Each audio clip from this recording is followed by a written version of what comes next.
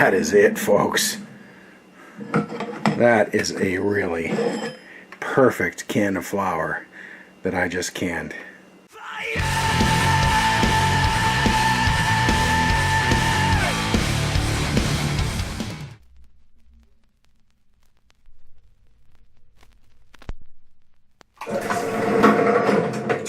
Hello and welcome back to Prepping 101 on Guns America.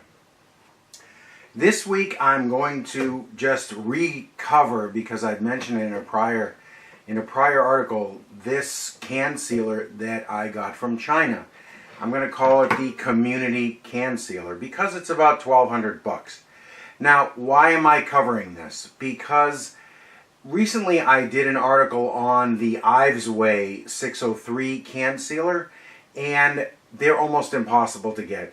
The other manual can sealer that actually can be hooked to a pulley system as well is the All-American can sealer. I have no experience with it, and I have not heard really good things about the All-American.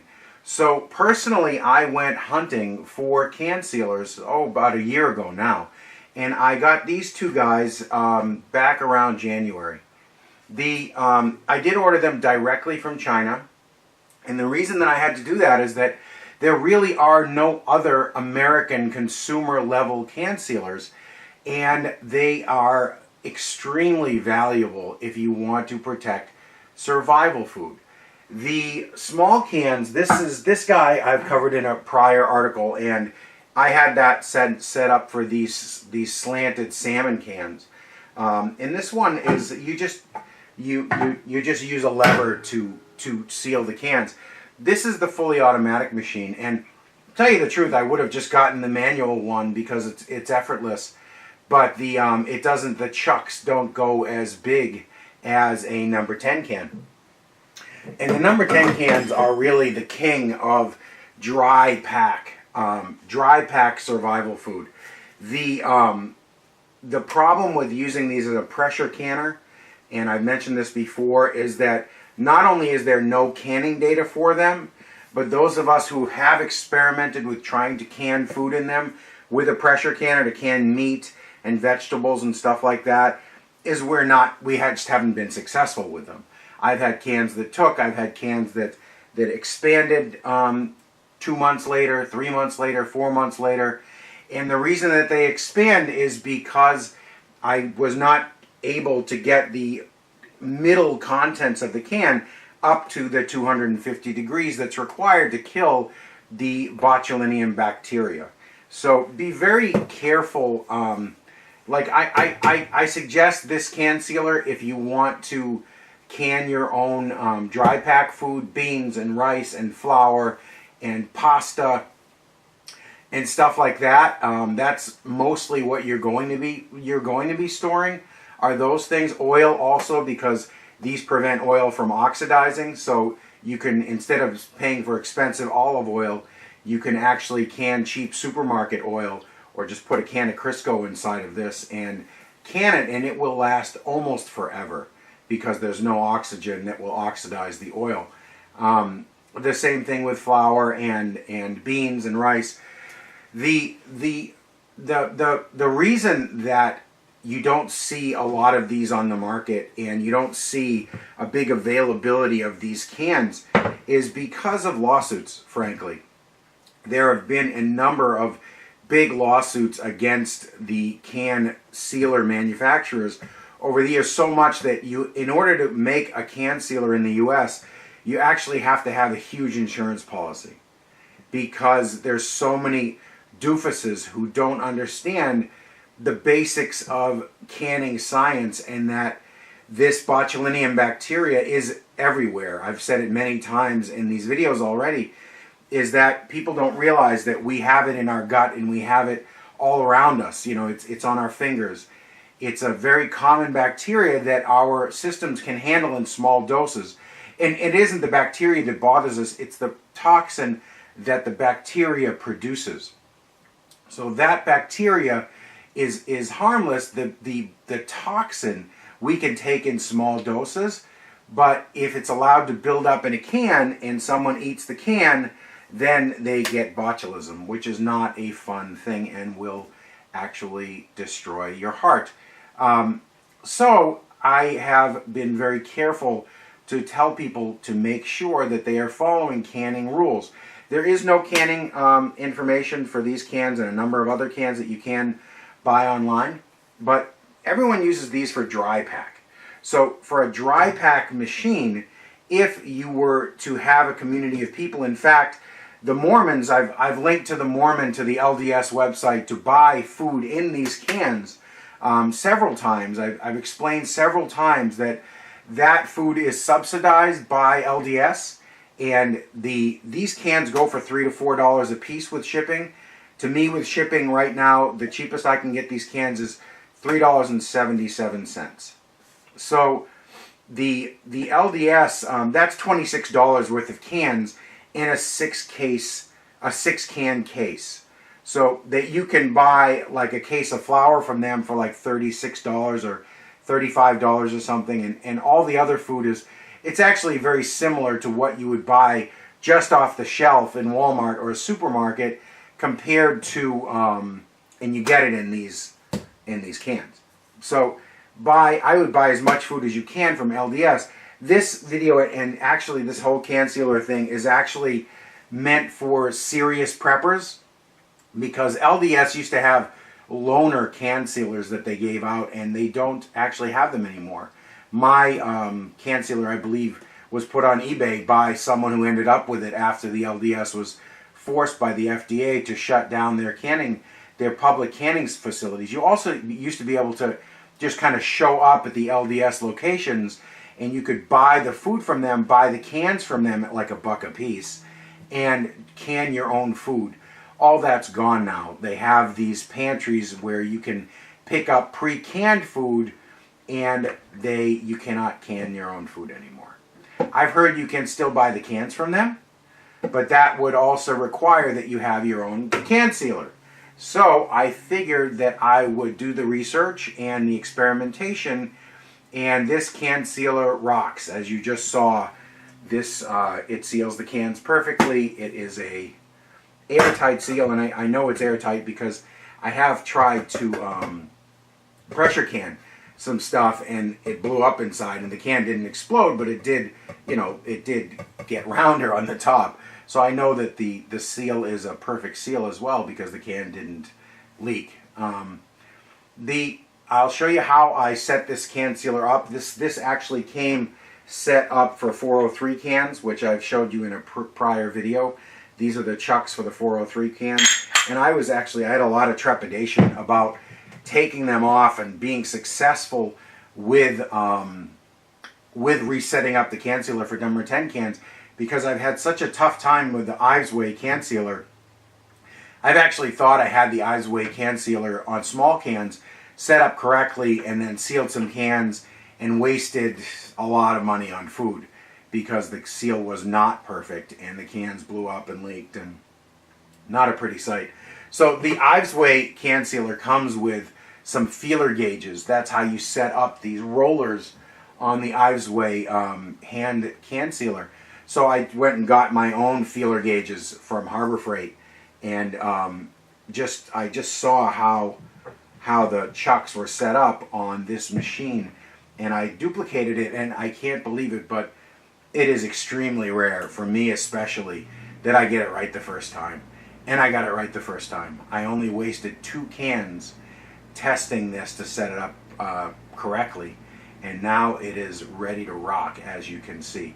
I will tell you that this machine was about $1,200. I actually just have an email out to my contact in China to see how much he can sell them for now. This machine is a 220 machine, and he was going to have it rigged for 110 at the time, but the board was 220 on it. So he sent me this little transformer here. This is a 110 to 220 transformer. But my first email to him, he answered me that he does have them in 110 now. They did re-engineer the board so that it will work on 110. And so that's good. I haven't gotten the new price from him yet, but I expect it'll be around the $1,200 range. And to tell you the truth, the people who've gotten The hand crank Ives Way, that's what they get for them, is 12 to even 1,500 bucks. That's how in demand and how rare they are, because there's a lot of foods that you can't get from LDS that you can get in bulk in 50 pound or 100 pound bags that you can get actually cheaper than you can get them canned from LDS, including the cans. Powdered eggs, and powdered eggs right now are sold out at Honeyville, but you can actually save a decent amount of money if you invest in the can sealer, and you have a lot of people who are going to use it. It come to me in 2 crates. I will tell you that this motor here was not on it when I got it. I had to install the motor. I had to wire the motor, and I'll show you the wiring diagram in the article. The rest of it was pretty much together. So it came to me in 2 wooden boxes. The only problem that I did have with it is it's got some rust. I left the rust on so you could see it rather than clean it up. I don't know why it was rusty. Kind of weird that it came from China within 2 weeks, but somehow it got wet in travel, and the plates were rusty. It doesn't affect function, but just in case it comes to you that way, I just want to warn you that we are dealing with things that go into overseas containers, and they are, they may or may not pick up some rust, I guess, on the way across the ocean.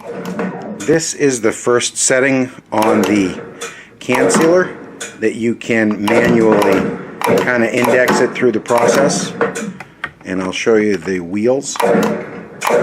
See the wheels you could kind of put. But the nice thing is that if you put it to the second setting here, no matter where it is in the process, it re-indexes it back. So you can just go to hitting your button like so, which is, I think that's actually a pretty cool function. The third one here, and this is all in Chinese writing, so you're not going to really understand what's going on unless I explain it to you. But this is the timer setting on it, and the timer is if you want to set up an assembly line. You see it's got a countdown timer on it. So every 4.2 seconds right now, it is stopping. It's running a can, and you could set that wherever you want to set it. So I can set it to up to, I don't know how high it goes. I haven't tried it, but there's 5.5. If you figure out that it takes you 5.5 seconds on your assembly line,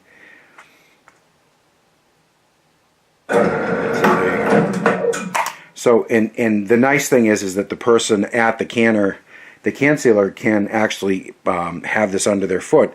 So if they get behind, they can just hit the button and then just simply resume without having to reset things. Before I take the chucks off, I am going to try to feel with a feeler gauge what I can for where are the adjustment points. On the left side here, I've got just at its tightest point, it's just touching the roller.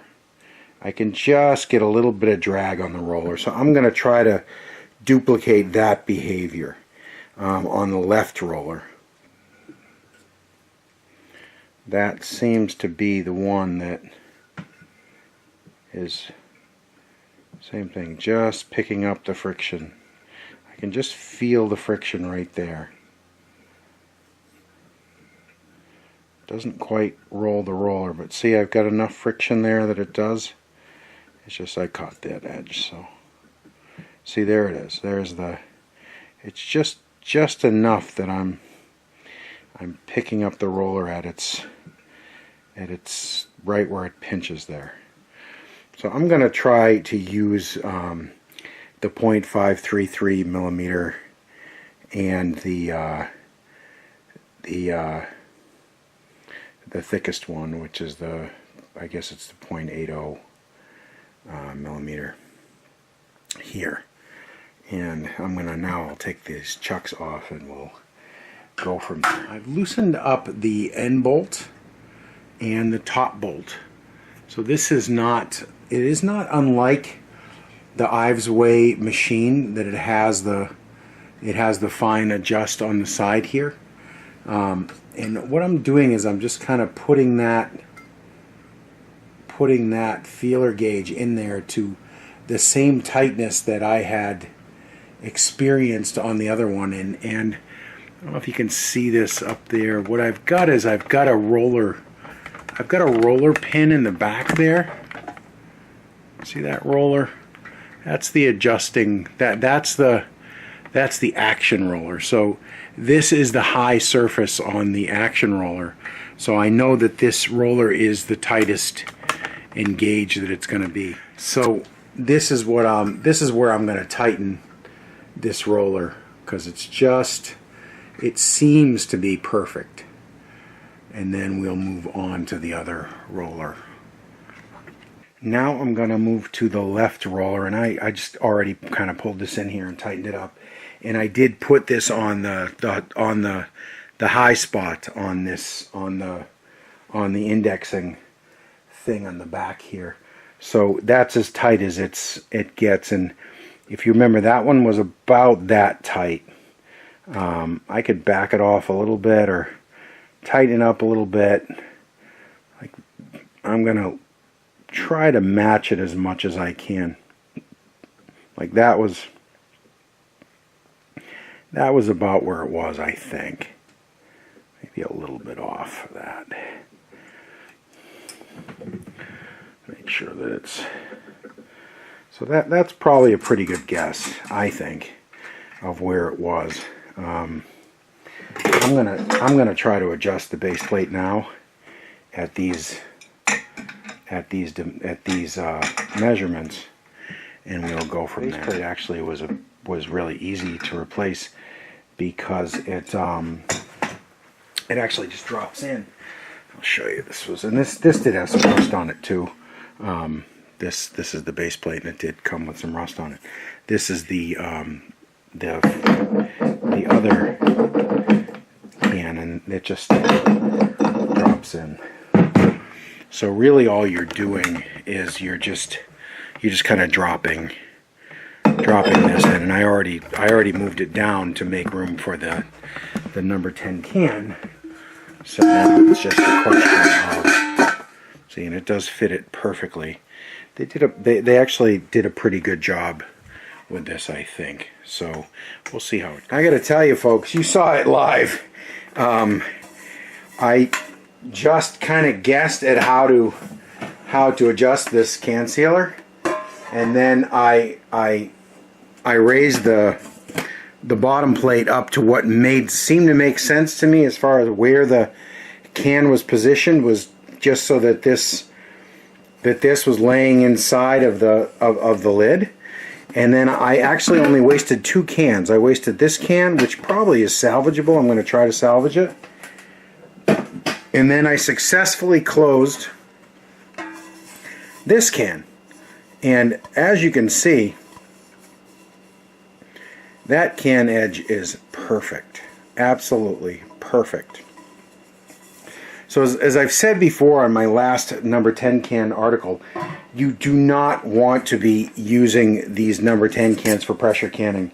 I have had really, really bad luck with them, but they are great for dry pack, and you just can't beat them for rodent-proof storage from anything. And after a very simple adjustment, that is it, folks. That is a really perfect can of flour that I just canned. So we'll see you next week.